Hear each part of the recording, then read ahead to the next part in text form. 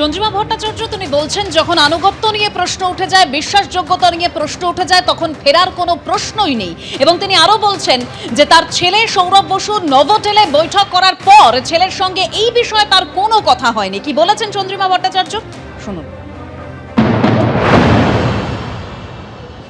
দেখুন, যার যার সিদ্ধান্ত সেই সিদ্ধান্ত সে নিজে নেবে। আমার ছেলের বয়স 47 বছর, তার সিদ্ধান্ত নেওয়ার নিশ্চয়ই ক্ষমতা আছে। তবে এটা কেউ বিশ্বাস করবে কিনা জানি না। আমার ছেলেকেও জিজ্ঞেস করবেন, যবে থেকে গেছে নভোটেলে আমি কিন্তু এই পলিটিক্যাল কথা নিয়ে ওর সঙ্গে কোনোদিন বাড়িতে কখনো কথা বলিনি। এমনকি ওর অফিসে আমি যেতাম, সেই অফিসে যাওয়াটাও আমি বন্ধ করেছি। আমি সোজা ভবন থেকে বাড়ি চলে আসতাম। সেটা কেউ বিশ্বাস করতে পারেন, কেউ না বিশ্বাস করতে পারেন, আমি নিজের মনের কাছে পরিষ্কার। হ্যাঁ, আমি কালকে শুনছিলাম তৃণমূলের একজন বলেছে চন্দ্রিমা ভট্টাচার্য নাকি এই অফিসটা তুলে দেওয়ার ক্ষেত্রে টিপারের কাজ করেছে। ওই এরকম মার্ডার কেসে লোকেরা টিপার হয় না, তো চন্দ্রিমা ভট্টাচার্য তৃণমূলের নেতারাই নাকি বলেছেন চন্দ্রিমা ভট্টাচার্য অফিসটা তুলে দেওয়ার ক্ষেত্রে টিপারের কাজ করেছে।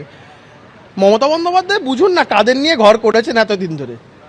একটা রাজনৈতিক দল শুধুমাত্র রোজগার করার যাদের উদ্দেশ্য ছিল, শুধুমাত্র পয়সা কামাবো, কোনো নীতি নেই, কোনো নৈতিকতা নেই, যেখান থেকে যত আবর্জনা যত জঞ্জাল সমস্ত নিয়ে একটা দল চালিয়েছে। আমি বলছি রাজনৈতিক বিজ্ঞানের মানে পলিটিক্যাল সায়েন্সের ইতিহাসে তৃণমূল কংগ্রেস একটা আলাদা চ্যাপ্টার হয়ে থাকবে। এবং একটা রাজনৈতিক দল ক্ষমতায় থাকাকালীন শুধুমাত্র যদি নীতি নৈতিকতা ভুলে যদি শুধু রোজগারের দিকে মনোনিবেশ করে, তাদের যে কি অবস্থা হতে পারে এর জ্বলন্ত উদাহরণ হয়ে থাকবে তৃণমূল কংগ্রেস।